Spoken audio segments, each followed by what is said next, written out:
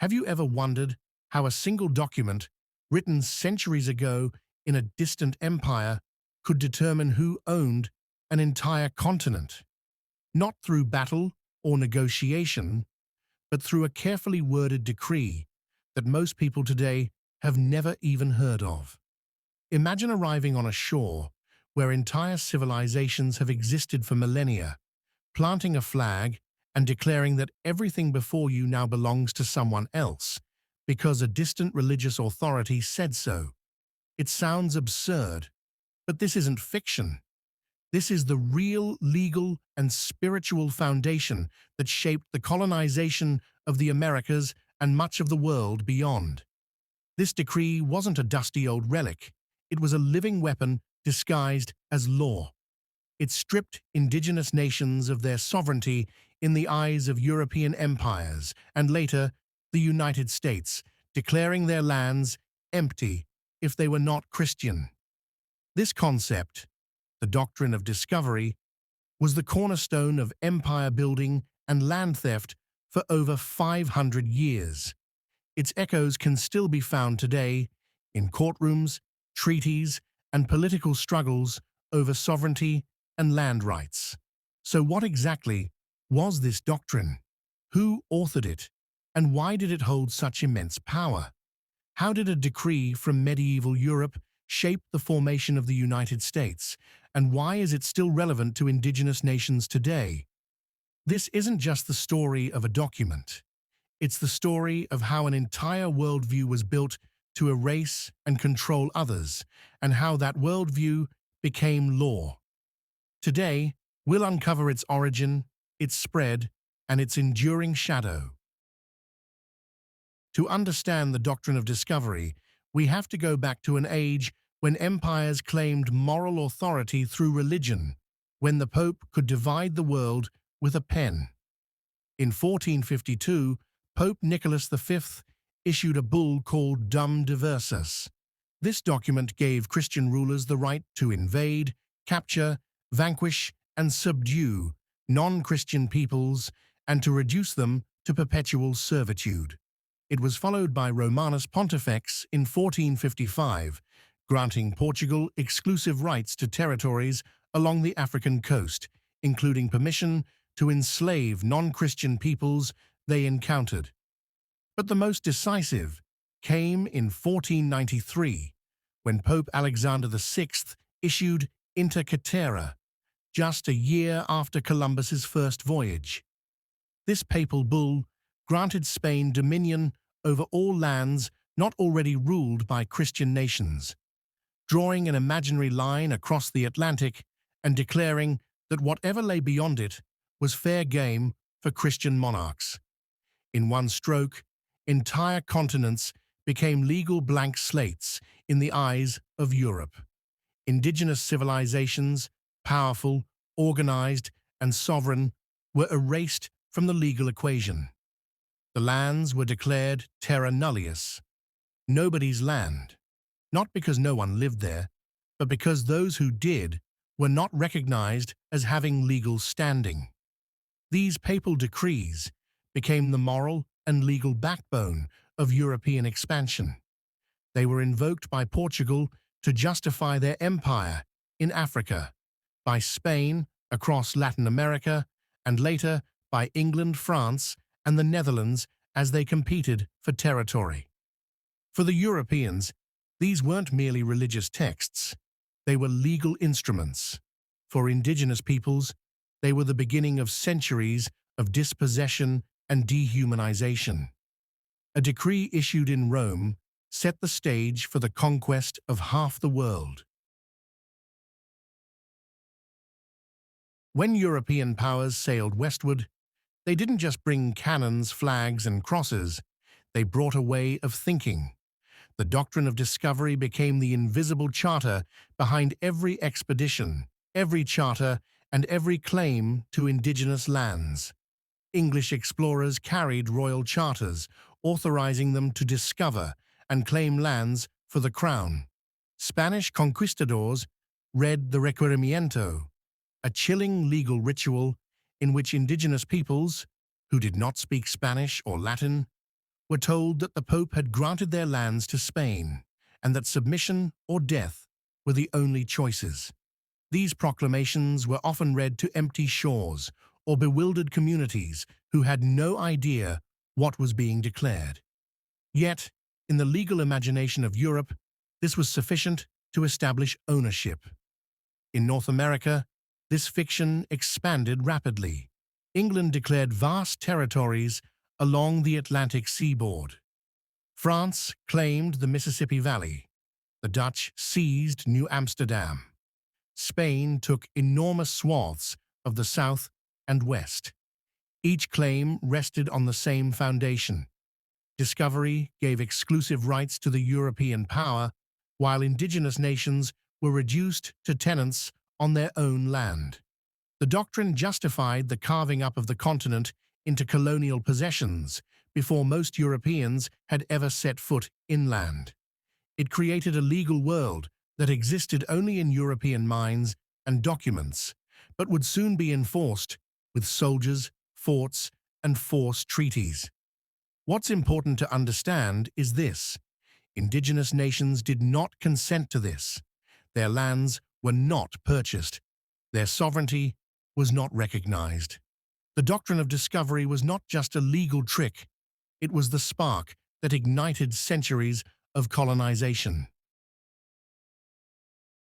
Centuries later, the United States would inherit this legal fiction and make it its own. In 1823, the Supreme Court decided one of the most significant land cases in American history, Johnson v. Mintosh. At the heart of the case was a question of ownership. Could private individuals buy land directly from indigenous nations, or did that power belong only to the U.S. government?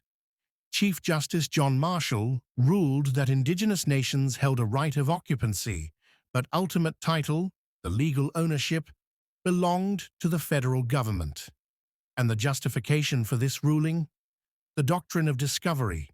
Marshall wrote that when European nations discovered America, they gained ultimate dominion over the land, subject only to the indigenous right of occupancy.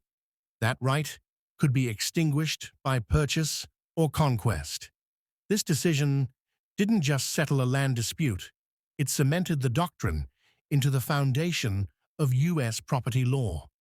From then on, indigenous nations were recognized as domestic dependent nations, existing within a system that denied their original sovereignty.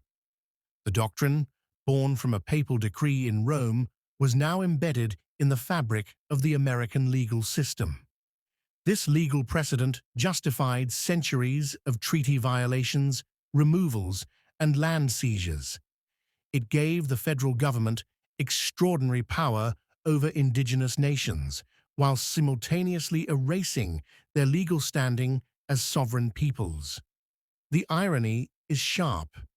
A supposedly secular republic, built on Enlightenment ideals, was relying on medieval church law to justify its expansion. The doctrine of discovery didn't simply redraw maps, it reshaped the reality of millions of people. It transformed vibrant nations into legal phantoms, their sovereignty denied, and their lands redefined as property to be managed, allotted, or seized. It underpinned the Indian Removal Act, the Trail of Tears, the forced relocations of tribes from ancestral homelands to distant reservations. It justified broken treaties and violent expansions. The doctrine was so deeply ingrained in policy that it didn't need to be named anymore. It was assumed, embedded in the operating system of the state. And yet, indigenous resistance never disappeared. From the moment the first flags were planted, indigenous nations pushed back through war, alliances, diplomacy, and legal action. Leaders like Tecumseh and Pontiac, Osceola and Sitting Bull stood against the logic that foreign powers could declare ownership of their lands. Treaties were signed, often under duress, but indigenous voices persisted in asserting sovereignty. In the 19th and 20th centuries, Indigenous leaders fought to protect sacred lands, resist allotment, and maintain cultural identity. And while the doctrine loomed large, it was never accepted by the people it was used against. It was a foreign language imposed on an ancient land. It is crucial to remember that this legal erasure was deliberate. By denying sovereignty, colonial governments attempted to control not just land, but identity, language, and power. And yet the story of the doctrine is also the story of resistance that refused to be erased. Many assume the doctrine of discovery is a relic of history, locked away in old books and dusty court records. But its fingerprints are everywhere in the modern world. In 2005, in the city of Sherrill versus Oneida Indian Nation case, the Supreme Court once again cited the doctrine, reaffirming that the original European claims carried ultimate legal weight. The same logic underlies disputes over land rights, water access, and resource extraction. When pipelines are built through sacred lands, when mines are approved without Indigenous consent, the doctrine's shadow is there. It continues to define how sovereignty is recognized or not recognized in legal systems built on colonial foundations. But the 21st century has also brought resistance in new forms. Indigenous activists and legal scholars have pushed back, demanding that the doctrine be repudiated. In 2007, the United Nations adopted the Declaration on the Rights of Indigenous Peoples, rejecting discovery as a legitimate claim to land.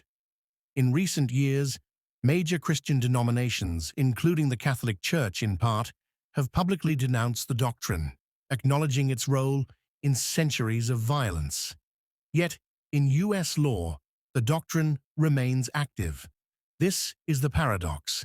It is condemned in words, but upheld in practice.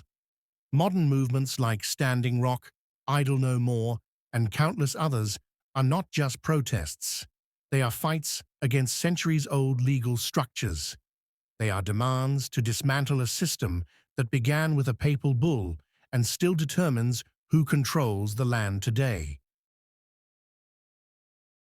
The doctrine of discovery began as a piece of parchment sealed in wax, written in Latin in a room far from the lands it would reshape. Over centuries, it became the invisible architecture of colonization. It justified conquest, land theft, cultural erasure, and legal domination. It seeped into the foundation of modern nations and continues to shape their laws and policies. But history is not a chain that cannot be broken. Understanding how this doctrine came to be and how it still operates is the first step in challenging its power. It forces us to ask hard questions about how nations define ownership, sovereignty, and legitimacy. It exposes how colonial legal systems are not relics of the past, but living frameworks that still affect millions today. The story of America cannot be told honestly without facing this truth. Discovery was never discovery. It was domination wrapped in law. And the legacies of that law are all around us. What did you think about today's video? Comment your thoughts and suggestions for my next video below. If you found this history eye-opening, consider sharing this episode and subscribing for more stories that reveal the hidden foundations of the world we live in today. This was the story of the Doctrine of Discovery. Its past is written, but its future is not.